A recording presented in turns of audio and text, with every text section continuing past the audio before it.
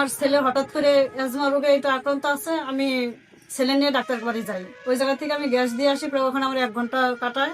প্রায় 10টার দিকে আমি আসি, 9টা বাজে যাই, 10টার দিকে আসি। আসার পরে তখন আমি ছেলের ওষুধ খাওয়াই, গাটা মুছাইয়ে 2 বাচ্চা নিয়ে ঘুমায় পড়ি।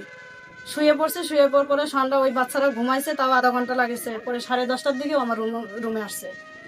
আমার না, ও আগে থেকে আমার ঘরে ছিল, আগে ছিল। আমার ধরুন যে বাচ্চাটা ঘরে ঘুমাইছিল, এই জন্য আমি ঘর তালা মেরে থুয়ে যাই। আপনি যখন বাসায় ছিলেন না সেই সময় এই বাসায় এসে দেখছেন? হ্যাঁ, আমি ধরুন আমার ছেলে বাচ্চা নিয়ে চলে গেছি, আমার মেয়ে বাচ্চাটা ঘরে ঘুমাইছিল বলে আমি আর দরজা আটকে নেই, যে ও ঘুম ভেঙে গেলে হয়তো ভয়তে চেঁচামেচি করতে পারে রাত্রের বেলা। এই জন্য আমি ওরে রেখে গেছি যে ও চেঁচামেচি করলে যাতে কেউ এসে ঘরে সঙ্গ দিতে পারে। তারপরে এরকম করলে ওই সময় ও ঘরে ঢুকেছিল।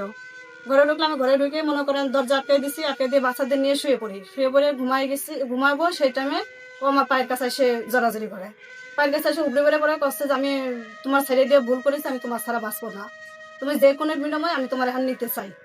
পরে স্বামী আমার উঠে বলতেছি যে তুমি এই সমস্ত কথা কি কইতাছো, যে তুমি যা কিছু হয়ে গেছে, এখন তুমি যার বিয়ে করছো তার নিয়ে তুমি সুখে থাকো। বলছে না, আমি ওর নিয়ে সুখে নাই। আমি ওরা বিয়ে করতে চাই না, জোর জবরদস্ত করে আমার ওর সাথে বিয়ে করাইছে, আমি ওর সাথে সংসার করবো না।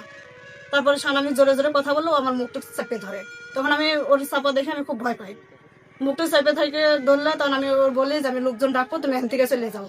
পরে বলতেছে যে না, তুমি এরকমটা করতে পারো না, আমি জানি তুমি এরকম জীবনে করবা না। আমি করছি এর আগে করি নাই, কিন্তু এখন ঠিকই করবো। তুমি ভালো যদি বাঁচতো তো আমার থেকে চলে গেলে, আমার পাওয়ার সুযোগ তো তুমি পাইছিলে। এই ধরনের কথা বলে তখন আমার বাচ্চা যখন নড়ে ওঠে, তারপরে আমি ওই ঘরে চলে যাই।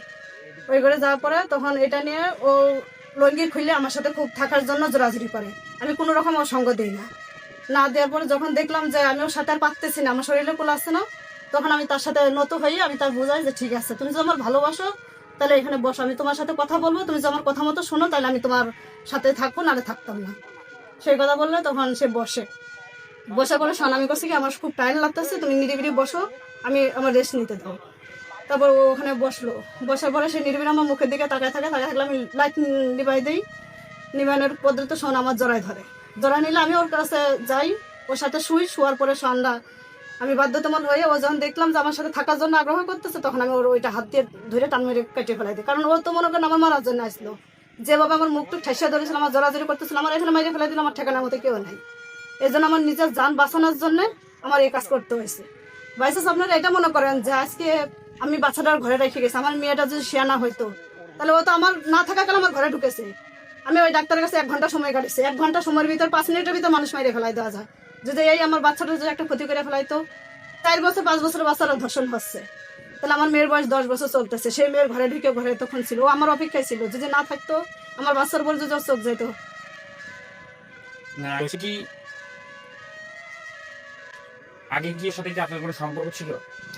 আমার ওর সাথে আমার দীর্ঘদিন সম্পর্ক ছিল, কিন্তু যেহেতু ও বিয়ে থা করে ফেলাইছে, বা বিয়ের আগে আমার স্বামী ধরেন এটা জানাজানি করার পরে আমার ডিভোর্স দিয়ে দিছিল। এটা নিয়ে আমার খুব ভালো অবস্থা হয়েছে, আমি দাঁড়া ঘুরাইছি, আমার ভাত মা আমার সাপোর্ট নিত না। এটা এই বিষয়টা জানার পর থেকে তখন মানে আমি একটা শিক্ষা পাইছি যে আমি ভুল পথে পা দিচ্ছি, আমি ভুল করছি, এই লাইনে আর আমি যাবো না। এই জন্য আমি নিজেকে শুধরানোর পরবর্তীতে কিন্তু সে আমার শুধরাইতে দেয় না। আমি আইসে পর্যন্ত সে আমার পিছনে লাগিয়েছিল, কিন্তু আমি তার অ্যাভয়েড করার জন্য সে আমার ধরতে পারে না। কিন্তু পারে না মানে কোনো সময় সে মানুষের সামনে আমার সাথে কথা বলতে পারে না, আমার সামনে আসতে পারে না। কিন্তু গতকাল রাত্রে সুযোগ পাই সে আমার ঘরে ঢুকে, এমনকি আমার মানানোর চেষ্টা করে, না মানতে পারে সে আমার মুখটুক জাবড়ি করে ধরে আমার মাঝে ফেলানোর জন্য।